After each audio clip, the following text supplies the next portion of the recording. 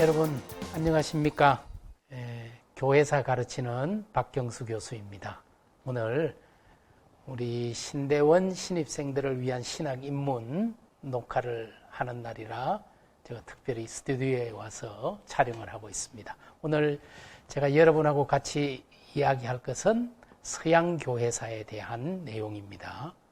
아마 신학 입문 1, 2를 통해서 역사 방법론이나 한국교회사 또 아시아교회사에 대해서 여러분들이 보셨으리라 생각하고, 오늘은 이제 세계교회사, 서양교회사에 대해서 말씀드리도록 하겠습니다.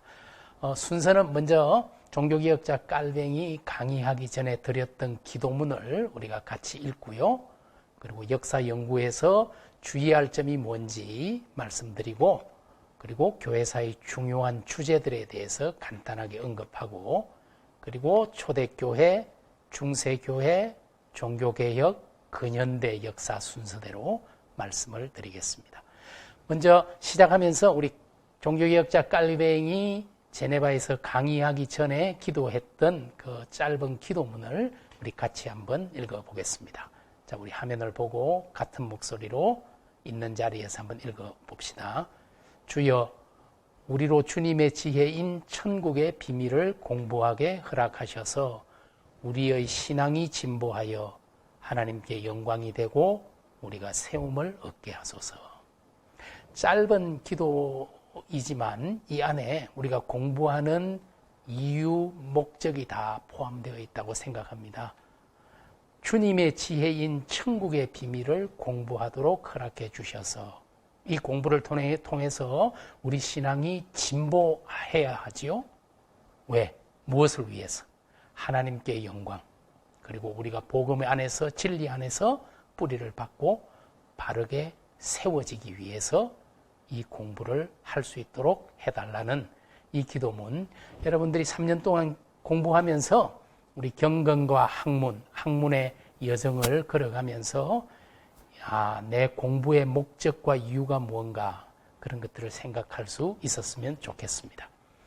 이제 두 번째, 역사 연구에서 주의할 점에 대해서 간단하게 말씀드릴게요. 아마 제가 한번 훑어봤는데 우리 서원모 교수님이 강의한 1강에 여기에 대해 조금 이야기가 있는 것 같더라고요. 그래서 아주 간단하게만 말씀드릴게요. 역사 연구에서 주의할 점, 첫 번째, 역사학의 패러다임이 많이 변했고 지금도 변하고 있다. 관심도 조금 달라지고요. 연구 방법론도 달라집니다. 과거에는 역사라 그러면 주로 정치사였습니다. 정치의 연대기를 쭉 기억하고 무슨 일이 있었는지를 이야기하는 것들. 그러나 오늘날에는 사회사, 경제사, 종교사, 문화사, 매우 다양한 영역으로 역사 연구가 확장되고 있다. 그리고 두 번째는 주로 과거에는 남성 중심 그리고 지배자 중심의 기록을 역사라고 이야기했지만 오늘날에는 여성들의 이야기, 히스토리가 아니라 허스토리를 개발하고 있잖아요. 그리고 민중들의 이야기, 평범한 사람들의 이야기도 역사 연구에서 매우 중요한 분야고 주제다. 그리고 과거에는 보편사, 거시사, 큰 흐름, 사관 중심. 하지만 지금은 작은 지역, 도시 연구라든가 또 미시사, 음식의 역사라든가 굉장히 아주 마이크로한 부분도 역사학에서 관심을 갖고 있는 주제가 되었다. 그래서 이제 역사학의 패러다임의 변화, 패러다임 시프트가 여러 방면에서 일어나고 있다. 두 번째는 비판적 거리를 유지하라. 굉장히 중요한 이야기예요. 우리가 역사를 공부하다 보면은 나도 모르게 오늘날 21세기 나의 관점을 투영해서 아주 과거의 역사를 해석하게 됩니다. 그러면 오류가 생기죠. 여러분이 역사를 공부할 때는 그 시대의 히스토리컬 컨텍스트, 그 시대의 역사적 맥락 하에서 그 시대의 사건을 해석할 수 있어야 하지요. 그리고 지금의 나와는 비판적 거리를 둘 수 있어야 합니다. 오늘날 그 이야기를 어떻게 적용할 것인가 하는 것은 역사 해석 이후의 문제라고 할 수 있거든요. 그래서 역사적 사건 이런 것들을 볼 때는 비판적 거리에 주의하라. 그리고 세 번째는 이제 우리가 흔히 역사 공부를 하다 보면은, 교회사 공부를 하다 보면은 초대, 중세, 종교개혁, 근현대 이렇게 시대의 구분을 해서 공부하는데 이게 다 장단점이 있습니다. 역사는 연속성을 가지고 있잖아요. 또 어떤 사건으로 인해서 불연속성이 생깁니다. 이 시대 구분은 굉장히 유익하고 유용한 방법이지만 언제나 도움이 되는 건 아니에요. 그래서 역사의 연속성에도 주의해서 역사를 해석하고 바라볼 수 있어야 한다. 지금 제가 세 가지 말씀드렸습니다. 역사의 패러다임의 변화, 그리고 비판적 거리, 그리고 시대 구분이 유용하지만 주의하라. 이게 세 가지였고요. 우리 교회사를 공부하다 보면은 중요한 주제가 반복적으로 등장하는 것을 보실 수 있을 겁니다. 예를 들어서 그리스도의 신성과 인성의 관계, 초대교회에서 가장 중요한 주제였잖아요. 그러나 근현대에 와서 역사적 예수 논쟁에서 이 주제가 다시 등장하잖아요. 그리스도로는 우리 교회사 신학에 있어서 굉장히 중요한 반복되는 중심 주제다. 그리고 두 번째는 이성과 계시의 관계도 마찬가지죠. 철학을 신학이 어떻게 대해야 될까? 오직 계시만 강조하고 철학은 도외시해야 할까? 아니면 철학적 방법, 철학적 개념을 이용해서 복음을 오늘날 사람들에게 이해 가능하도록 설명해야 할까? 이 이성과 계시의 관계는 초대교회부터 지금까지도 끊임없이 긴장감을 가지고 있는 교회 역사 또 역사 신학의 주제다라는 것이죠. 세 번째, 선행과 은총, 은총과 선행의 관계도 우리 교회 2000년 역사의 반복적인 중요 주제지요. 여러분 초대교회에 아우구스티누스와 펠라기우스의 논쟁 기억하시죠? 우리가 오직 은총으로 구원받는 것인가? 아니면 우리의 선한 행동도 중요한 것인가? 이걸 두고 계속해서 교회 역사에서는 논쟁하고 토론했습니다. 종교개혁 시기에도 마찬가지잖아요. 에라스무스의 자유의지론과 루터의 의지의 속박이라는 흔히 우리가 노예의지론이라고 부르는 이것도 다 선행과 은총, 은총과 선행의 관계를 다루고 있는 그런 신학적 논쟁입니다. 그리고 네 번째는 성령과 구조의 문제. 교회에서 정말 중요한 게 뭘까? 교회는 성령의 피조물이잖아요. 성령의 지배 아래에 있는 게 중요하지요. 그러나 주관주의로 빠지지 않기 위해서는 직제가 필요하고 제도가 필요하고 구조가 필요하지요. 이 성령과 구조가 어떻게 균형을 유지할 수 있을까?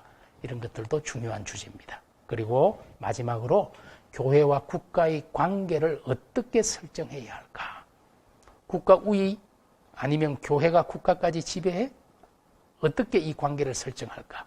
이런 다양한 주제들, 예수 그리스도의 신성과 인성의 문제부터 시작해서요, 이성과 계시의 관계, 그리고 선행과 은총의 관계, 또 교회와 국가, 성령과 구조, 이런 주제들은 여러분들 교회사 공부하면서 계속 관심을 갖고 이 시대에는 이런 주제들을 어떻게 다루었나 보시면 도움이 될 겁니다. 이제 우리 서양교회사의 간단한 스토리를 좀 말씀을 드리도록 하겠습니다. 여러분들이 이제 초대교회 역사, 우리가 흔히 초대교회라 그러면은 한 5세기, 500년 정도의 역사, 그걸 우리가 초대교회다 흔히 그렇게 부르는데요. 중요한 첫 번째 주제는 역시 초대교회는 박해를 이겨낸 공동체지요. 순교로서 그 박해를 극복했던 이야기들.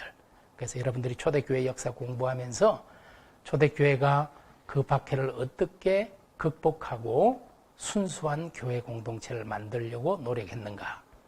로마 제국 시대에 네로로부터 시작해서 디오클레티아누스 황제에 이르기까지 흔히 10번의 간헐적 박해가 있었거든요.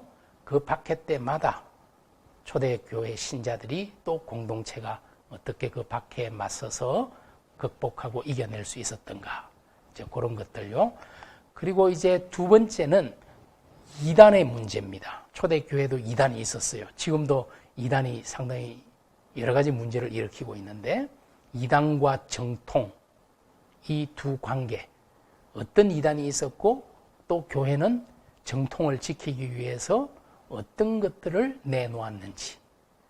예를 들어서 초대교회의 영지주의라든가, 그렇죠? 그리고 삼위일체 부인했던 이제 아레이오스, 흔히 우리가 아리우스라고 부르잖아요. 아레이우스 논쟁을 통해서 무엇을 믿어야 하는가를 초대교회는 고백해야만 했죠. 그래서 나온 것이 사실은 니케아 콘스탄티노플 신경, 그리고 사도신경이잖아요. 이런 크리드가 나오게 된 배경에는 이단에 맞서 정통신앙을 지키기 위한 노력이 있었던 거잖아요. 그래서 우리가 무엇을 믿을 것인가를 고백했던 겁니다. 이제 또 다른 중요한 이단으로 우리 마르키온주의가 있잖아요. 이제 마르키온주의에 대응해서는 우리가 무엇을 읽어야 하는가. 그래서 성경이 정경화 작업이 진행이 되죠. 이제 이런 것들은 아마 여러분들이 이제 교회에서 공부하면서 좀 더 깊이 좀 보시면 좋겠고요. 이제 사실은 우리가 지금 읽고 있는 정경 66권이 결정된 것이 생각보다 후대의 일이거든요. 그래서 아주 초대교회 신자들은 우리가 무엇을 읽어야 할지 기준이 없었단 말이에요. 그때 마르키온이라는 사람이 나타나서 구약은 다 버려버려. 그리고 신약에서도 버릴 거 버리고 다 보고 10권 정도만 읽으면 돼. 이렇게 이야기했을 때 교회가 거기에 대응해서 그게 아니다. 하나님의 계시, 복음의 진수를 담고 있는 정경화 작업이 진행됐다 이 말입니다. 그래서 이 마르키온주의에 대응해서 무엇을 읽을 것인가? 정경화. 그리고 세 번째는 누가 지도력을 가질 것인가? 제가 아까 교회사 주제 이야기할 때 성령과 구조, 이 두 가지 긴장관계를 잘 봐야 한다 그런 말을 했잖아요. 그래서 성령의 계시에 근거해서 성령의 능력을 경험한 사람이 초대교회 지도력을 가져야 한다. 그렇게 되니까 이게 막 우후죽순 지도력을 가지겠다고 나서는 사람들이 많이 생기잖아요. 그랬을 때 교회의 직제를 마련하고 어떤 일정한 교육과 기준을 통과한 사람들을 세워서 그들로 하여금 교회를 끌고 갈 수 있도록, 이끌어 갈 수 있도록 지도력을 가지도록 했잖아요. 그 사이에서 성령 운동을 하는 사람들이 때로는 교회의 분열과 또 교회를 여러 가지로 어지럽게 만드는 그런 원치 않는 결과를 초래하기도 했단 말입니다. 그게 바로 몬타누스주의잖아요. 하지만 몬타누스주의는 앞에 있는 영지주의나 마르키온주의와는 조금 다르다고 볼 수 있어요. 영지주의와 마르키온주의가 이단이라면 몬타누스주의는 좀 교회 안에 있는 다른 의견, 분파 이렇게 볼 수도 있을 겁니다. 지금 제가 첫 번째는 초대교회 공부할 때 박해라는 주제, 두 번째는 이단과 정통이라는 주제, 그 중에서도 영지주의, 마르키온주의, 몬타누스주의, 아레이오스주의 같은 것들에 관심을 갖고 보라, 공부하라 그렇게 이제 말씀드렸고, 세 번째로 박해로 인해서 초대교회가 분열됩니다. 그 분열된 교회를 어떻게 하나로 다시 일치시키려고 노력했는가. 그런 것들을, 그런 주제를 초대교회에서부터 좀 보시면 좋겠습니다. 이게 이제 도나투스 논쟁 이런 것들이 바로 여기에 해당하거든요. 그거는 초대교회에 여러분 좀 공부하면서 박해, 이단, 정통, 분열, 연합 이런 주제를 가지고 보시면 좋겠다. 그렇게 말씀드리고요. 두 번째, 중세교회는 크게 두 가지 주제를 여러분들이 관심 있게 보십시오. 첫째는 교황권, 교황제도입니다. 이제 소위 590년에 로마의 감독이 된 그레고리우스 1세 이제 교황권이 확립되기 시작하지요. 그리고 이제 11세기 그레고리우스 7세, 또 13세기 인노켄티우스 3세, 또 14세기까지 가면은 보니파키우스 8세. 이 교황의 권한이 어떻게 점차 확장되어 가는지. 그러나 그 교황권이 빛도 어느 정도 있겠죠? 그러나 그림자가 더 컸죠. 결국은 교황권이 분열되어서 교황이 2명, 3명까지 대분열이 일어나게 되잖아요. 그리고 로마의 교황청이 아비뇽으로 이전하게 되는 거의 한 70년 정도를 1309년부터 1377년까지 거의 70년을 교황청이 아비뇽에 포로처럼 잡혀 있었잖아요. 중세에 교황의 이 권력이나 교황의 모든 것들이 어떻게 변화되는가, 여기에 관심을 갖고 한번 공부해 보시면 교회 역사 이해하는 데 도움이 될 거고요. 그리고 또 하나는 수도원입니다. 수도원. 이제 중세 시대에 끌고 가는 교황주의와 함께 두 개의 기둥 중에 하나지요. 수도원 제도. 그래서 여러분, 이집트 사막에서 이제 시작한 모든 수도사들의 아버지라는 안토니오스, 지금도 안토니오스 수도원이 이집트에 그대로 있습니다. 지금도 수도사들이 그곳에서 수도 생활을 하는 거예요. 1700년 이상 된 수도원이죠. 그리고 역시 이집트에서 시작한 파코미오스, 안토니오스가 혼자 수도 생활에 전념했다면 이제 파코미오스는 함께 소위 이제 정착해서, 그래서 정주 수도회, 공주 수도회, 이제 함께하는 공동체 수도원을 시작한 인물이 바로 파코미오스지요. 그리고 이제 서방 수도원의 아버지라는 베네딕투스 수도원. 지금도 이제 이 베네딕토 수도원의 모체라고 할 수 있는 이제 몬테카시노 수도원, 카시노라는 조그마한 도시가 있어요. 로마에서 뭐 기차 타고 한 1시간 남짓 내려가면은 남쪽으로 이제 카시노의 산 위에, 그래서 몬테카시노라고 말합니다. 몬테카시노 수도원 아직도 수도 생활을 하고 있습니다. 그리고 클리니 중세 수도원, 개혁적 모토, 개혁 기치를 내세우면서 클리니 수도원, 또 시토 수도원, 이런 수도원들의 역사, 전통, 예전, 신학, 그리고 이제 13세기에 오면은 탁발 수도회, 가난을 모토로 내걸고 시작한 수도회들이 있잖아요. 우리가 잘 아는 프란체스코 도미니쿠스 수도원. 이런 수도원 제도가 어떻게 흘러왔고, 또 수도원에서 어떤 일들이 있었는지, 또 수도원의 밝은 면과 어두운 면, 긍정적인 측면도 있었지만 부정적인 측면이 굉장히 강했죠. 그래서 사실은 16세기 종교개혁자들은 수도원 제도에 대해서 굉장히 부정적 태도를 보였단 말이에요. 루터 자신도 수도사였지만 수도원에 대해서 굉장히 부정적 평가를 하게 된 것이, 이제 수도원 제도가 남겨놓았던 그림자가 너무 짙었기 때문에 이제 그런 일들이 있었던 거잖아요. 그래서 중세 교회를 살펴보면서는 교황 제도와 수도원 제도라는 두 개의 기둥을 유념해서 공부하시면 좋겠습니다. 그리고 이제 종교개혁의 역사지요. 우리 교회가, 그리스도교가 크게 4개의 패밀리가 있잖아요. 이제 사실은 로마 카톨릭 교회, 그리고 정교회, 하나의 교회였지만 1054년에 공식적으로, 지금부터 1000년 전이죠, 결별했죠. 그래서 2개의 큰 교회가 된 거예요. 로마 카톨릭과 정교회.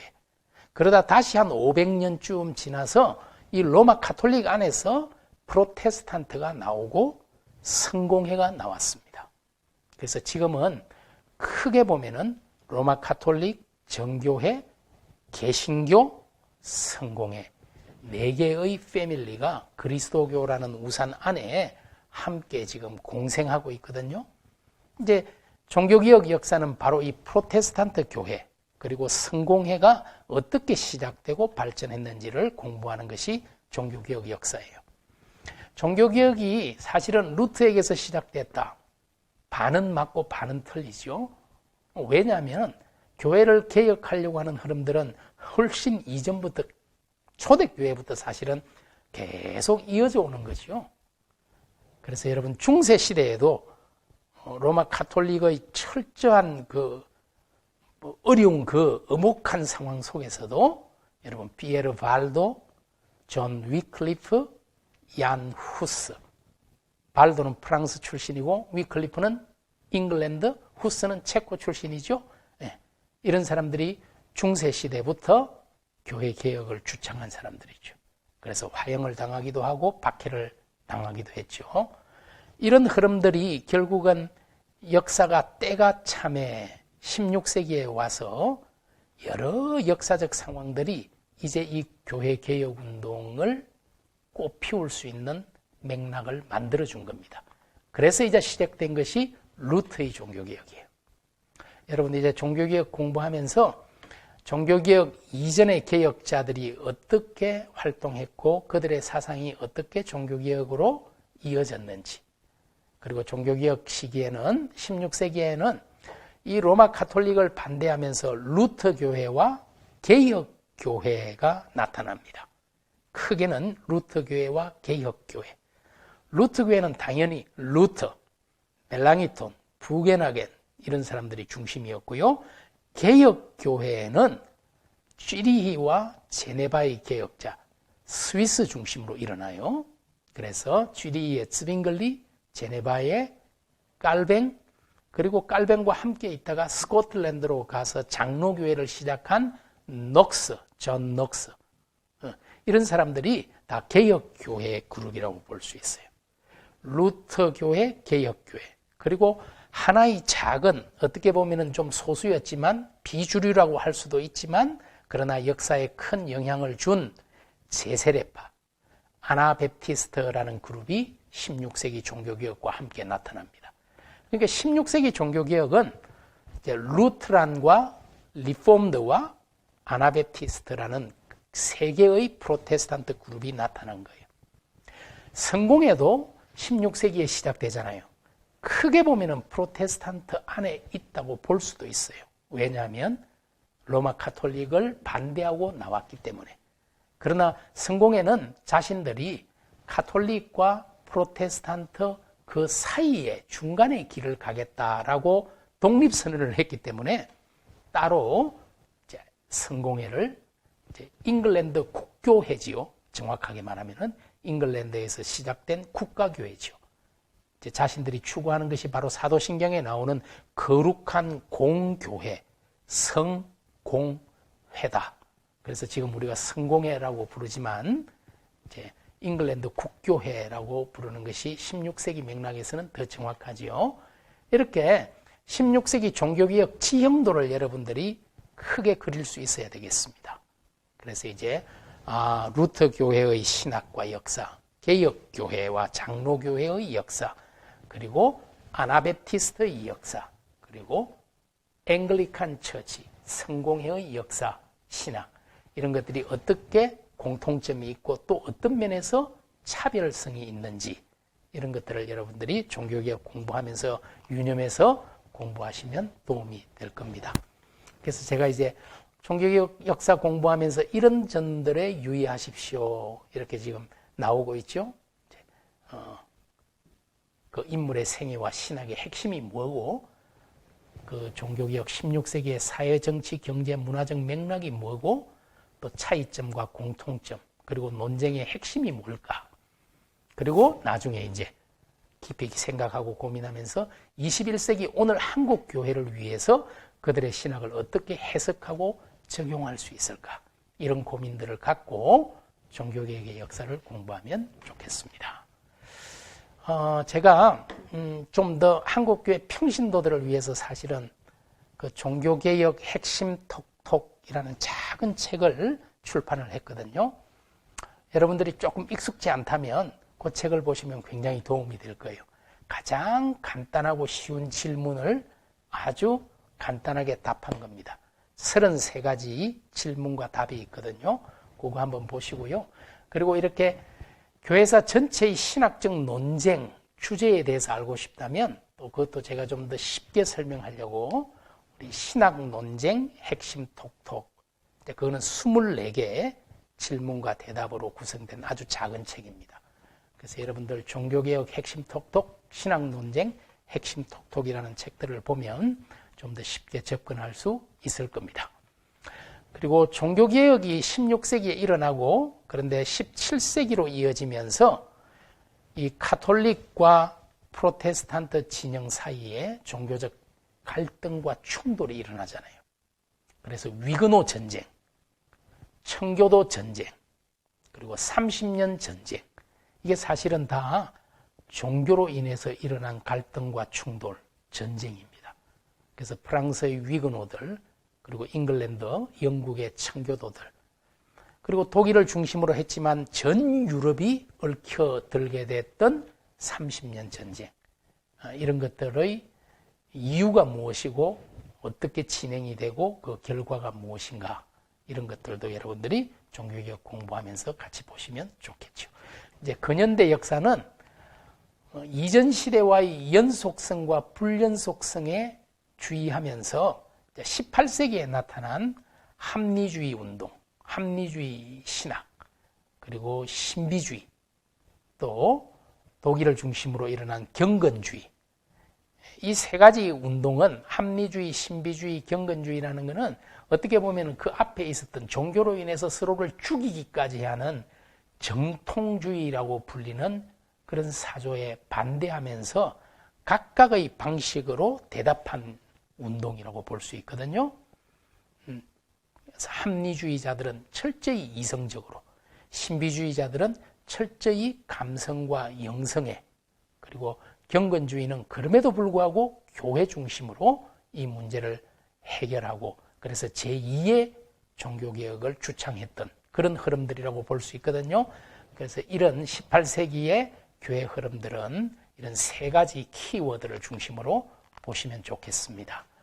그리고 이제 19세기, 20세기 이제 프랑스의 정치혁명과 영국의 산업혁명이라는 두 가지 이중의 혁명을 배경으로, 그리고 또 다윈주의라는 진화론, 그리고 마르크스주의, 막스주의라는 이런 사회의 변화 속에서 교회가 어떻게 대응했는가에 초점을 두고 교회 역사를 한번 살펴보시면 도움이 되겠습니다.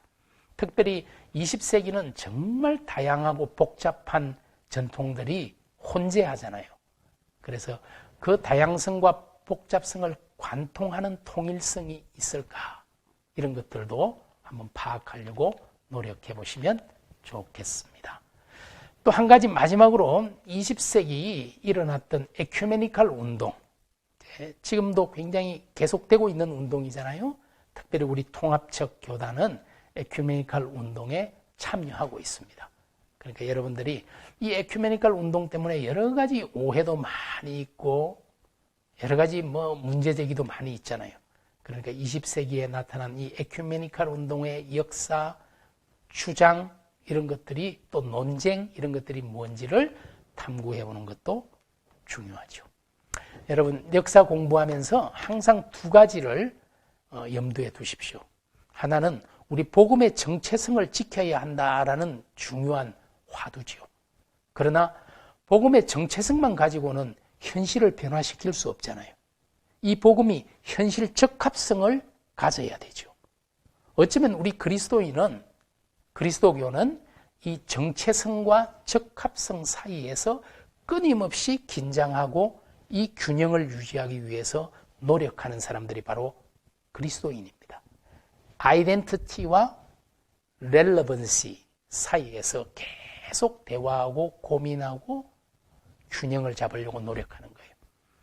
어떻게 하면 이 그리스도교의 정체성을 가지고 이 현실을 바꾸는, 변화시키는 힘으로 만들 수 있을까? 이런 것들을 고민하는 공부가 바로 교회사 공부이죠.